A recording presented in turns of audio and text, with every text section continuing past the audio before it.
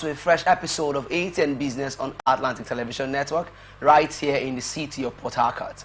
This is the network's medium of bringing the happenings in the economic sector of society to our discerning viewers. This program is aimed at bringing to the doorstep of viewers the business, financial and economic activities from all sorts of society.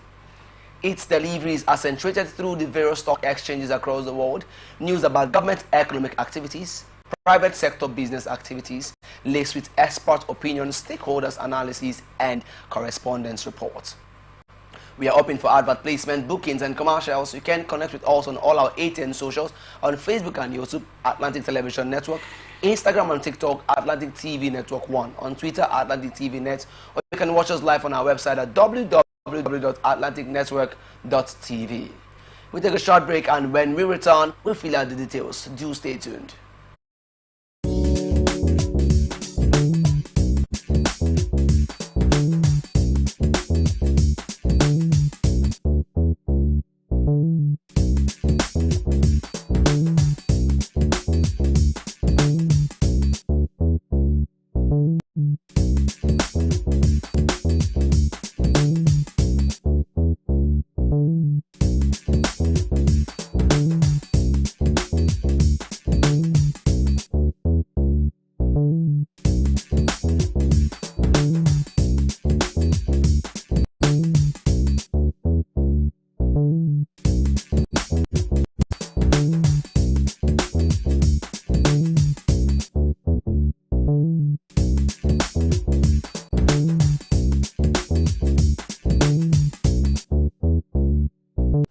From lives across the ocean.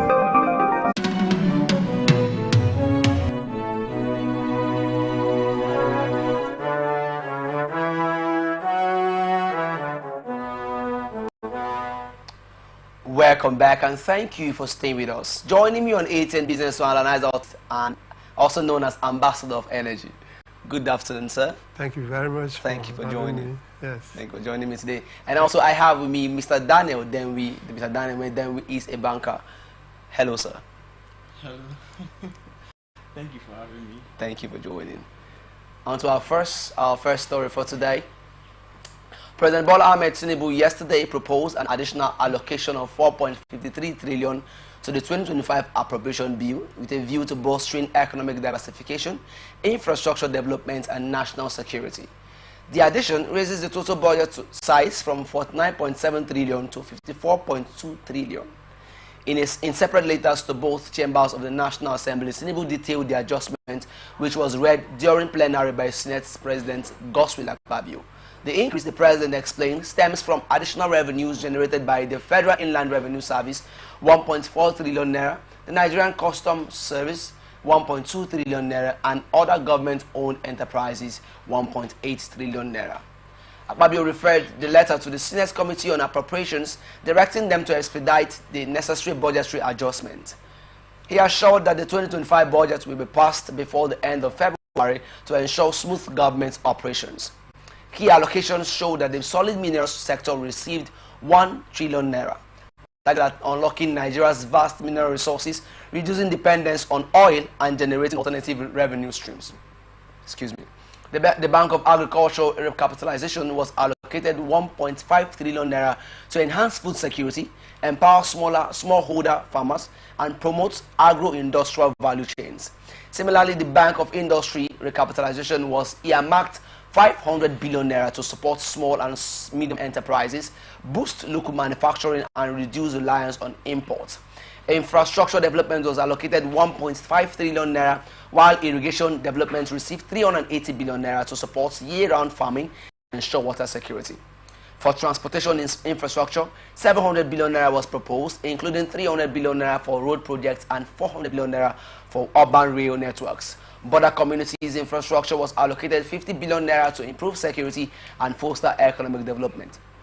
On security, 250 billion naira was earmarked for military barracks, accommodation to improve housing for security personnel, while 120 billion naira was proposed for military aviation to modernize Nigeria's air capabilities, presenting forces as both a moral and economic necessity.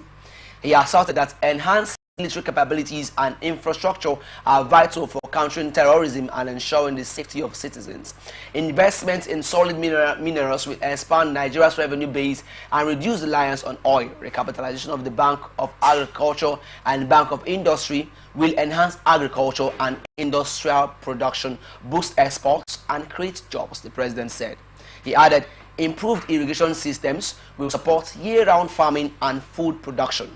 Road and rail projects will lower transportation costs and improve connectivity, while investments in border communities and military infrastructure while ensuring long-term debt sustainability. Shetima, who chairs the board, urged members to adopt a more strategic approach to managing public debt, underscoring the importance of using debt as a tool for infrastructure development, economic growth, and poverty alleviation.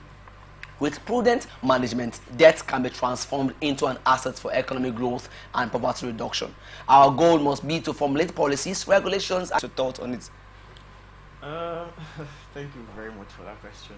So basically, the essence of the budget is to guide us on our affairs. Okay.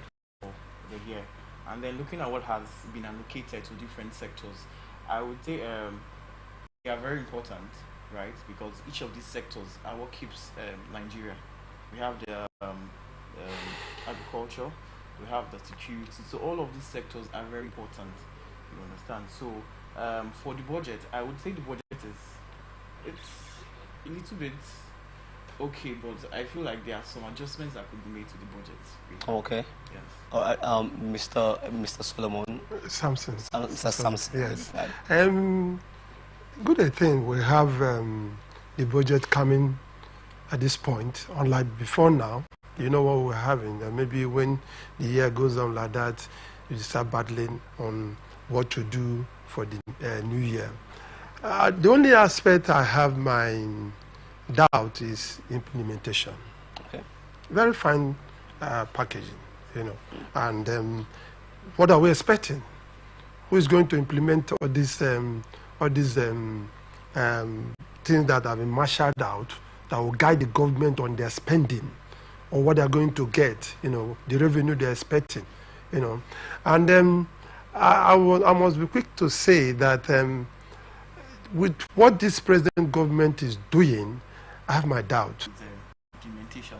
Okay. So since I knew myself, Okay. right, and then I've been in this country, so we've had an issue with implementation of budgets. So these budgets are being done whenever they are done, okay, and then the funds are now being allocated, but the funds are not used judiciously. That is the problem we've always had in the country. So implementation of these funds. So when these funds are being allocated, the funds are diverted for personal reasons or whatever reasons that those in charge might have. Well, they are not really used to the fullest, to the expectation. Okay, if 5 billion is allocated to security, we are not seeing the security. Every day we cry a lot of insecurities in Port Harcourt, for example. So these are the issues that we face every day. The budget is being done, but they are not used judiciously. Okay. You're going to push me to say something. But we all know, yes, that in as much as your foundation is poor, you are building, or whatever you are building is not going to be no collect. You just see them padding up these things, you know. And when you do that, push it to the National Assembly, who on their own too, it's okay, it's my turn, no.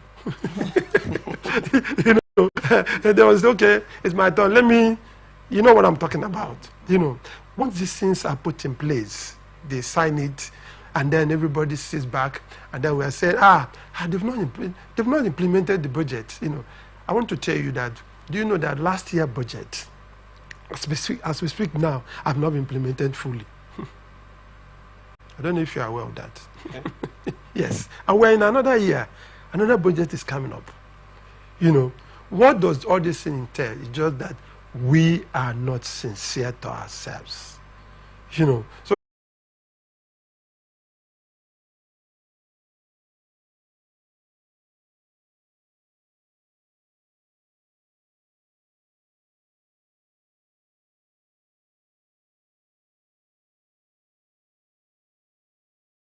the more. Yeah, that's the straight language about that.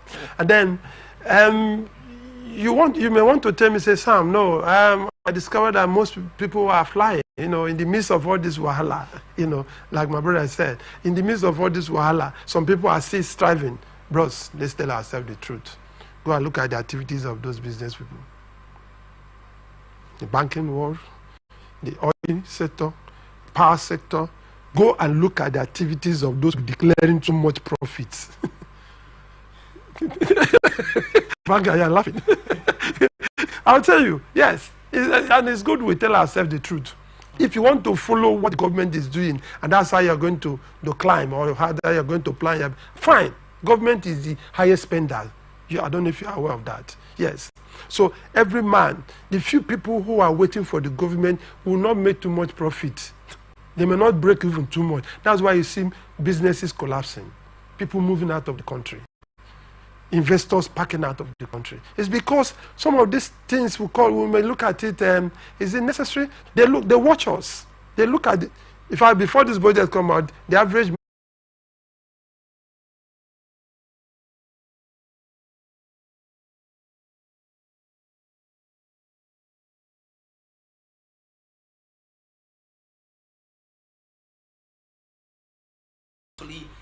situate ourselves in the proper stance in order not to be in the price corner? Personally, I feel budget review is for budget review. It's more like a tradition, right? Yeah. It's a tradition. It has to be just like every year. For example, now the bank comes and then declares profit for first quarter, second quarter, and then third quarter. It's a tradition. It must be done, right? Okay. So Thank you. the budget implementation would always be there. Today, tomorrow, next tomorrow, it will always be there. But what is important is how just like you said, how to come out of this economic hardship that we are currently. Okay. Do you understand? So the government is not really. I feel like the government is focusing on these numbers, these budget numbers, and all of that, so they could find a way to get little things that they get from it, and they're not focusing on the major concerns of the masses. Okay, he mentioned when he was speaking, he said that there could be traces of padding. Yes. What thoughts on that? Traces of padding. It's normal. Okay, it has become normal. It's a normal occurrence. Is that how it's meant to be? No, it's not how it's supposed to be, right? But we find ourselves in a situation where in the country, right, where it has become a necessity. Otherwise, you'll be seen as a fool, because you're in a political space and then you're not utilizing your political space. So it is expected that once you come into power, you should suck the funds and suck it to the maximum. It's okay. Well, it's never okay for anybody, but suck it, and then whatever is left, leave it there, and then you go your own way. That's how it is right now. So economic hardship would I feel like in the next 3-4 years, well, if God happens to Nigeria, then it's fine. But in the next 3-4 years, I feel like the hardship is still going to increase because the government is not paying attention to the key things that are relevant. I will come to that, sir. Yeah. You said something before.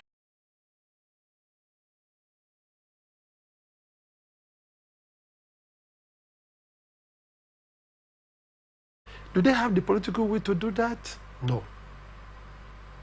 So, you can't keep doing the wrong thing and expect improvements, brother.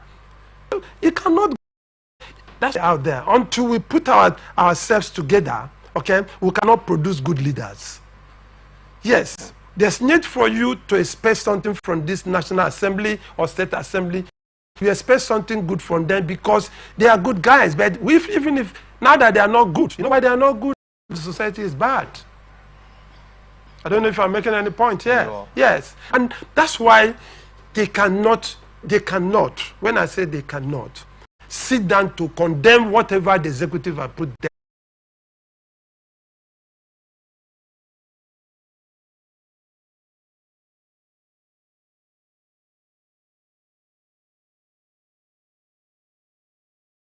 I keep saying it. They are not able to do it because they don't have what it takes to do it.